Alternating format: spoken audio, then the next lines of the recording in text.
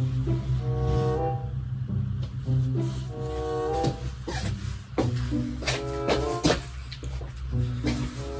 sa inyo mga kapobre. Kamusta kayong lahat? Medyo matagal-tagal ulit ako bago hindi nakapag-upload ng vlogs at medyo na busy sa trabaho.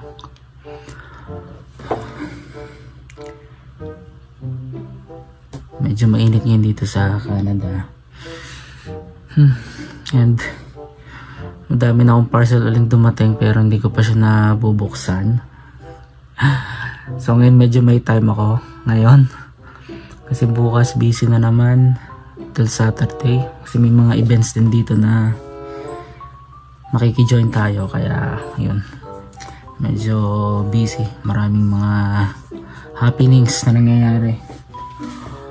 So ito ay unbox ko muna to, pakita ko sa inyo kasi medyo makalat na rin dito sa kwarto ko and gusto ko itapon na yung mga boxes na pinaglalagyan ng mga items na nandito, kaya vlog ko na lang para makita nyo rin. So yan, ito, mag-order ako ng bands to, t-shirt, cups, so mga garments. Pakita ko sa inyo mamayang konti. So ito yung unang parcel.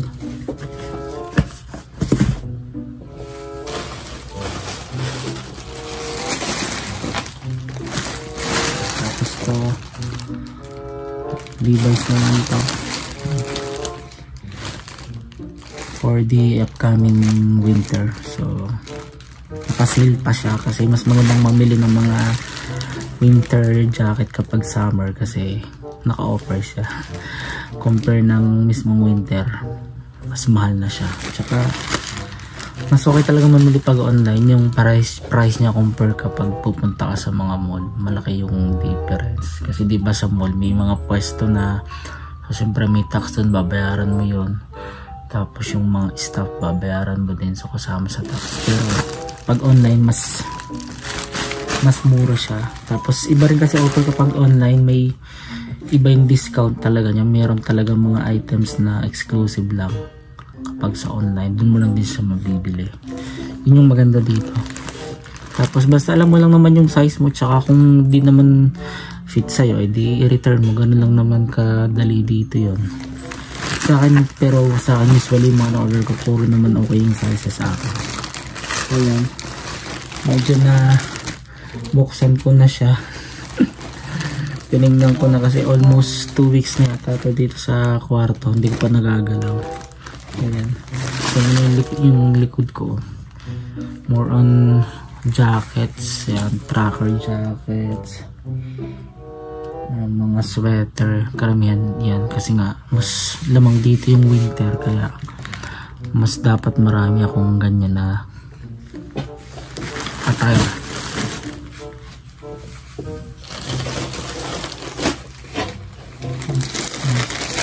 May Hollister pa rin dito, American brand siya, pero wala pa namang malaking tarif akong binabayaran so far. Yung in-order ko dito same price pa din, pati yung service fee niya hindi rin ganun kataasan. Tapos kapag may more than $100 yung in-order niya, shipping fee free na siya. So yan, Canada Post yung nag-deliver nito. Tingnan ko lang to sa post office box ko.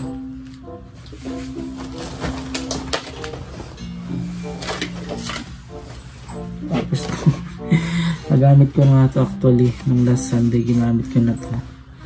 So Levi's din siya. Ito pa yung etiketa niya. Hindi ko na na-vlog kasi nga nagustuhan ko siya, ginamit ko agad, pero mamaya pakita ko rin sa inyo.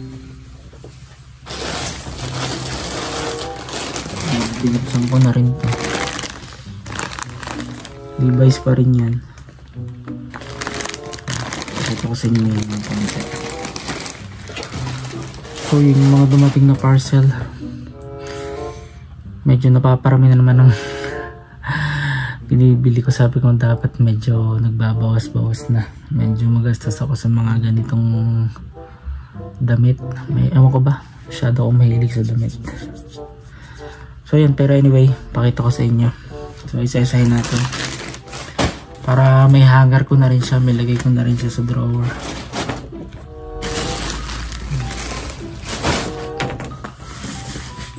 So ito yung sa Vans. Naka-sale pa rin sila up to now kasi ngayon lang nag-email sa akin ng Vans na may 40% discount ulit sila. Ayun, natetempt na naman akong kumuha, pero pigil-pigil muna sa sarili. Magbe-birthday din kasi ang prinsesa ko, kaya kailangan medyo magtipid-tipid. Pero anyway, ito sa inyo. So yan,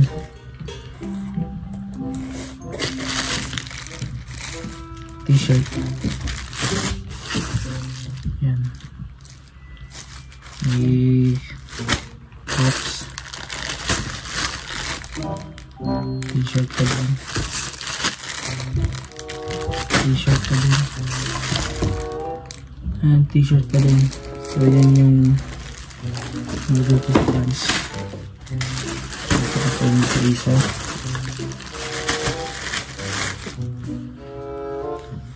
$40 lang siya, so nasa $80. Tapos nabili ko lang siya ng mga around 35. Yan, parang ganun. Gusto ko lang yung design niya tsaka kulay. Yan.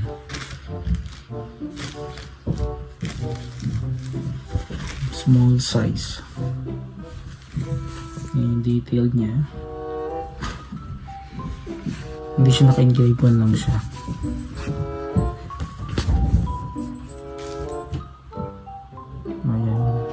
Yan yung detail niya.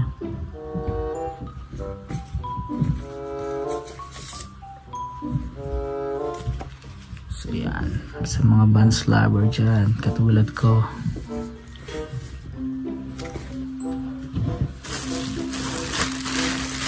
Ito yung isa, black din.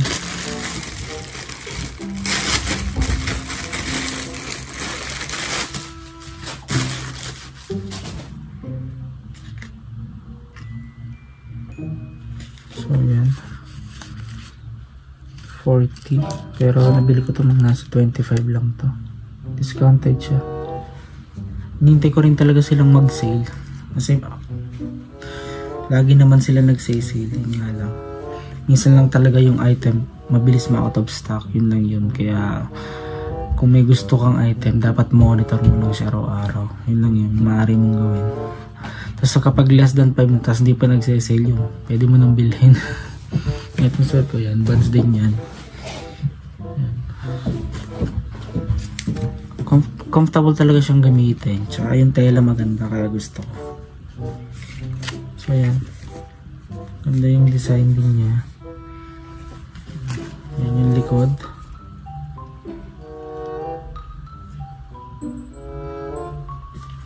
Small size. Malaki na yung small size dito. Pero sa akin okay naman yung size niya. Fit lang. Ayan. Yung isa, kulay puti naman to.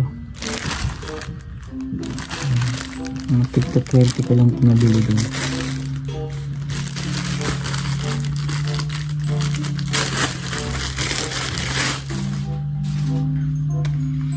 Medyo mainit dito, plus 30. Summer na kasi. So yan. Yan yung design niya. Size is small.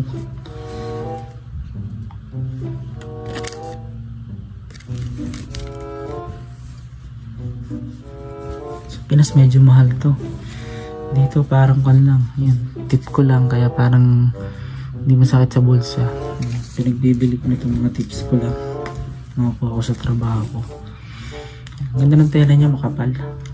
100% cotton. Kulay puti rin to. Loose fit naman to, pero small size ako dito. Dito ako dito.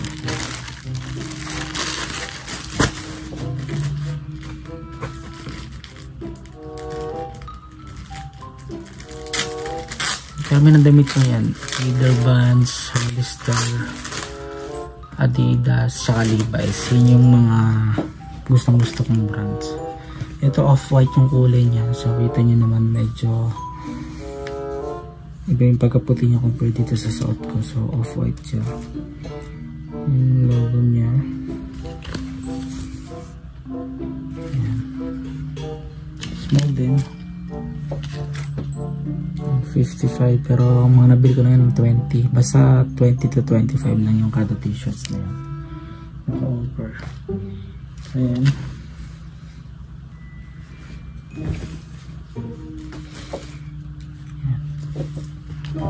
Labhan ko muna to tapos saka ako ilagay sa drawer ko.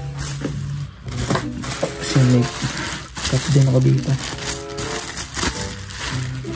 Karami kasi ng cup ko black. Tsaka may ilang white pero mostly black. So kailangan ko ng blue. Kaya yan. 10 bucks lang yata ito nabili ko. Original price is 35. Embroidered yung logo niya. Ganda rin. Yan. Inipitan ko pala yung sarili ko. Yan. Trimmer lang ginamit ko. Okay naman.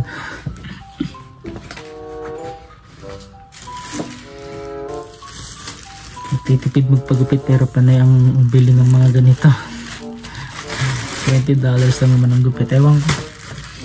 Minsan kasi hindi ko makuha yung gusto kong gupit. Yung minsan nagdadala rin ako ng mga pictures para may samples pero hindi nila magaya. Kaya sabi ko much better na ako na lang ang gagawa. Ayan, okay naman. May salamin naman ako ditong malaki. So, ganun lang ginagawa ko. Ako lang mismo. Kaya naman. So, ito yung cup. So, lahat yun is Vans product yun. So, dami ko nang na-collect dito. From 2023 nang dumating ako. So 2 years na ako dito. Sapatos yan. Jacket. T-shirt, shorts yan. Jeans. Stickers. Ang dami na. Siguro medyo last na muna to.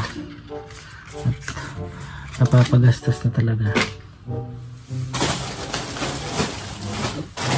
So, ito naman. Hollister siya. Ang ganda dito sa brand na to, puro mga kanto eh. Mga tracker jacket, yung mga pang racing yan. Gusto ko yung mga ganun. Ayan, meron sila ngayon. Meron nga sila ulit ngayon. Natetep akong kuhanin pero pinipihil ako sarili. Red Bull siya kay Max Verstappen. Nag-sale siya last 3 days ago. From 170 to $120. Hindi ko muna kinuha.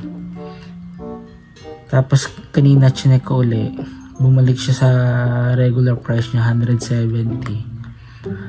Pero fewer than 5 na yung stock, yung availability. Pero pinipigil ako sarili ko, mahirap. Nagastos na naman ako. Sabi ko bahala na. Ito nga natin ito.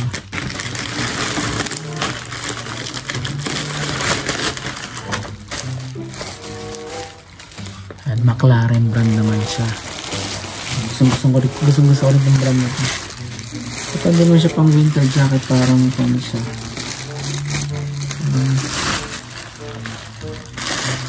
Manipis kasi siya eh.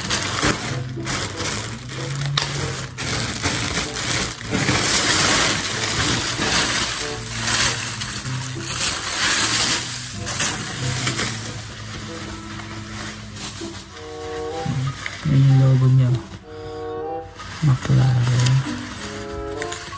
Hollister brand. So yan yung price niya. Pero sale ko din siya nabili ha. Ito yung authenticity niya. Tapos official product siya ng Hollister. chest niya, embroidered siya, McLaren. Ganda ng pagkaputi niya. May logo ng McLaren syempre. Tapos yung likod niya, embroidered din siya. Ganda. Tapos zipper siya.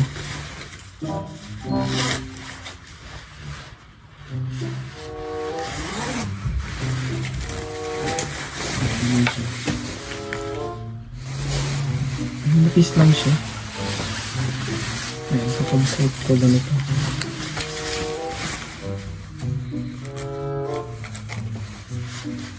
Avid fan ako ng Formula 1 na racing, kaya gusto ko yung mga ganitong type ng tracker jacket. Ayan, ganito siya. Tapos may pocket din siya dito, left and right. Parang kangaroo pocket siya. Ang likod niya.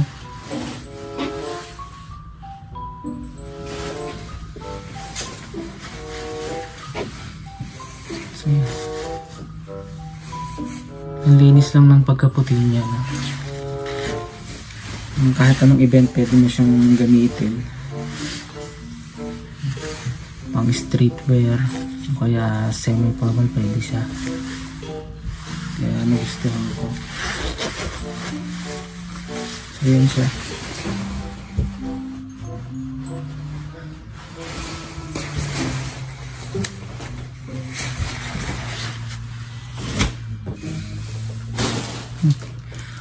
May naggagawa sa likod namin kung naririnig niyo yung ingay.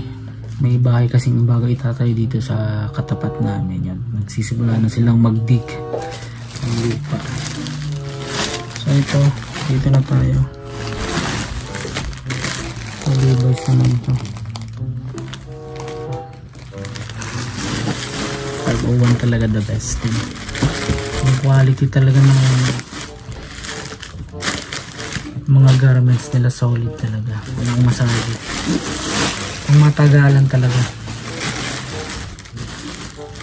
Ito shirt at jacket na.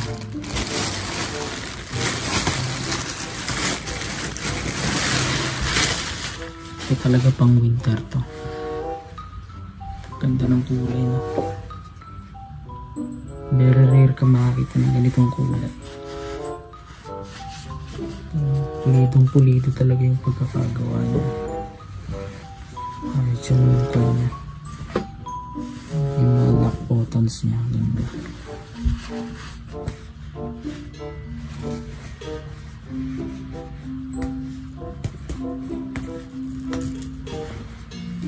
Ito halos isang taon ko itong tinitingnan eh. Walang masyadong bumili kasi medyo mahal siya. Eh nagka-offer sila ng 1 day lang. Yun. Binantayan ko yun. Tapos kinuha ko yun. May isa na lang na available sa kulay na to. Tsaka yung isa yung green. So papakita ko sa inyo sa ganito. So yung kinuha ko na rin agad. Ayan. Yung etiketa niya. So ito yung price niya. Sa dollars yan. Ayan, US yan. Tapos siyempre logo ng Levi's. Authenticity niya. Kapal niya. Try natin yung sukat.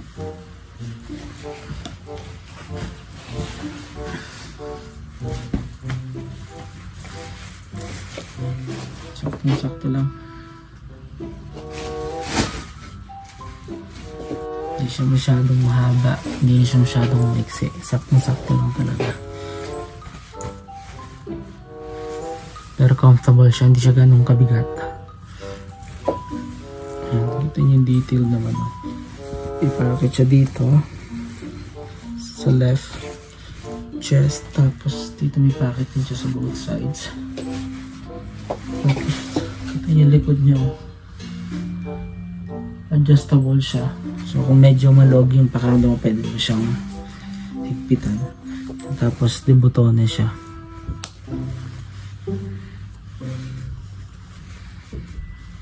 Try nating ibutones.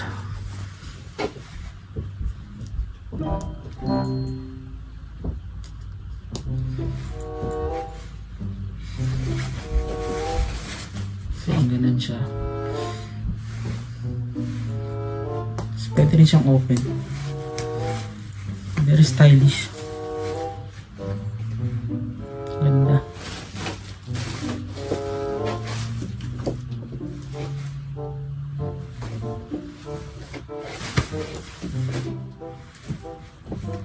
Tsaka yung kulay niya, lalo sa personal pag nakita nyo, ganda niya sa mata, hindi siya masakit sa mata. Very attractive siyang tingnan talaga.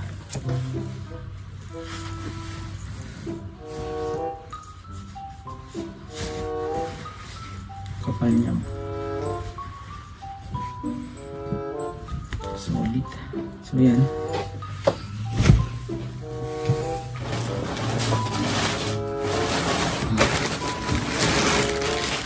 Ito yung isa pa.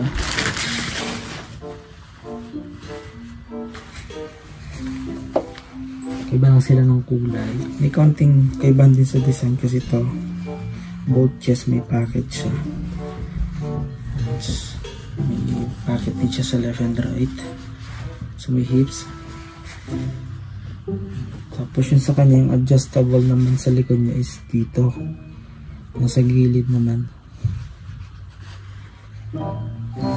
Tingnan natin.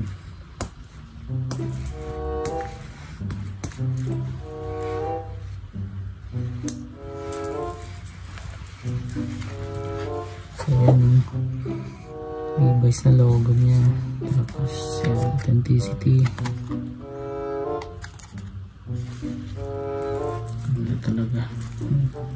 May pocket din siya dito. So pwede mo lagay dito yung hidden pocket niya. Kasi ang cellphone tsaka wallet pwede. Ang logo ng Levi's yan. Ganda ng kulay, teal, parang teal green siya.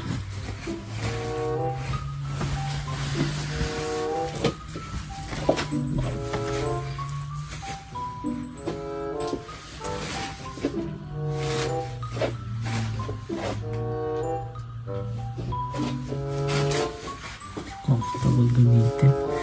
Iba talaga yung gawang Levi's.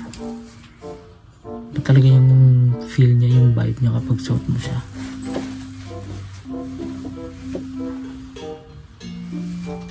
So gorgeous naman itong isang top. Ganda ng kulay, no? Ganda ng pagka-green niya.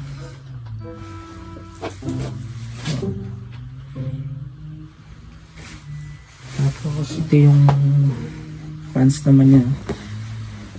Magkasama to sa bag. At saka itong pants. Genuine talaga siya. Size 29 naman ako dito. Medyo kan siya. Streetwear yung dating niya, medyo punky. May butas-butas siya. Ayan. Ganda ng design din niya. Ginamit ko ito last week.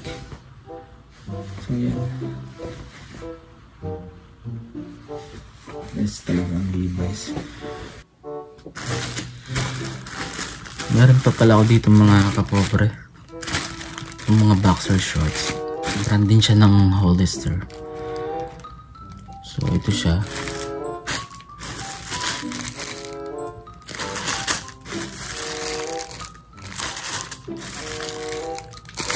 $5 ko lang siya nabili. Pero original price niya nasa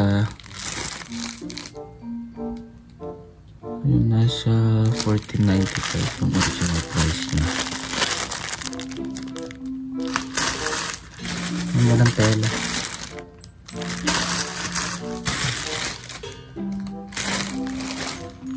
Bali din masyado.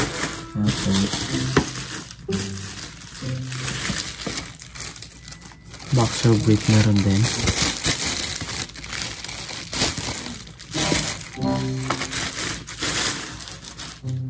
Hollister din siya.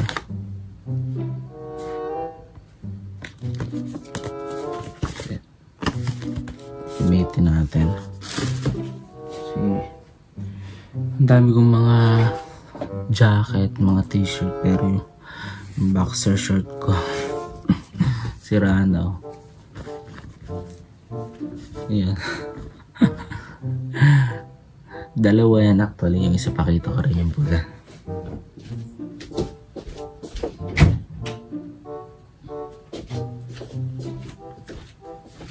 Ito pala yung kulang sa akin. Boxer short, tsaka yung mga briefs. Ayan. Dami kong mga jackets, Sherpa jacket, and long sleeve, sweater. Ang dami ko pero ito yung kulang. Ayan. Katawa lang, no? Ayan. So, mapapalitan ko na siya.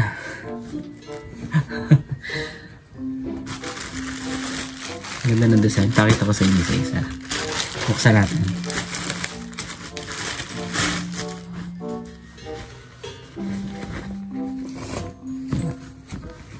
Size small.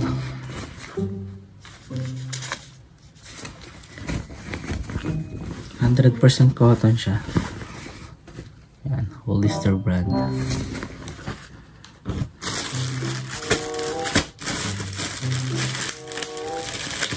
Hindi kasi lang komportable nang nakabrief lang kapag lumalabas. Kailangan talaga meron short. Ewan ko. Parang paramdam ko malalaglag yung pantalon ko kapag wala akong boxer. Boxer short siya. Ito yung isa. Kulay black. Meron siyang embroidered na deck cards. Tsaka guys na logo. Black naman siya.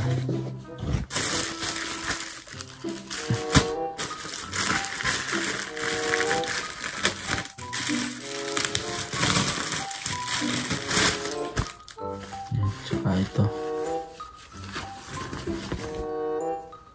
Meron din siya embroidered na logo. Star, tapos may 8 na nakalagay yun.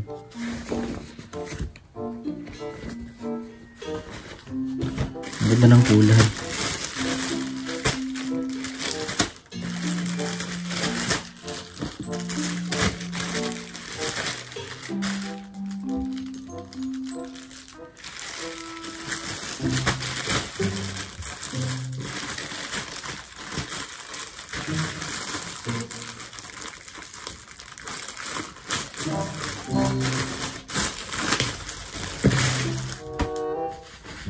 Ito siya ang kulay blue.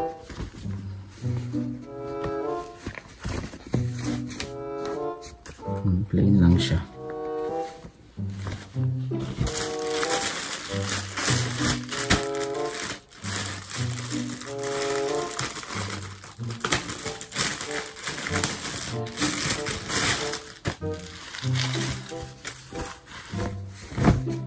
Ito parang navy blue tsaka black. May logo din siya. Cobra. Ayan.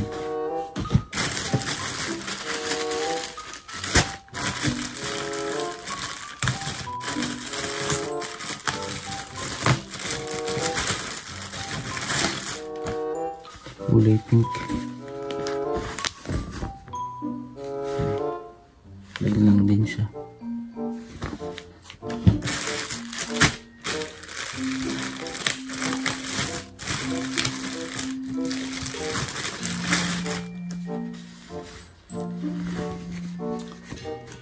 Itong isa may loob ng, pero printed siya.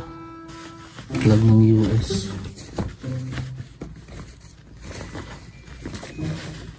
Ayan.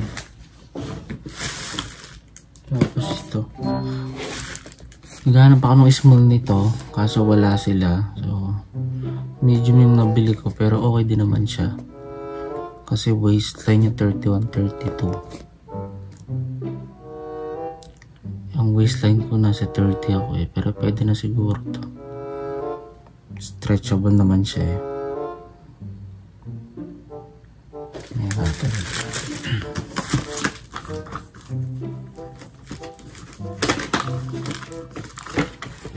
so 5 piraso siya. Original price niya 59.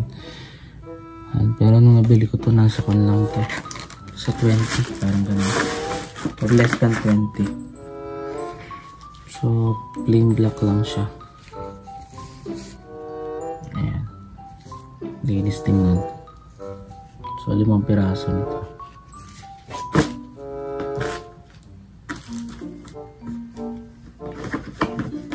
So, ito yung mga yung aking mga in-order. Nakita ko na sa inyo mga kapobre. Ayusin ko lang ito. Lagay ko na sa aking drawer. Nagdagan na naman tayo ng connection.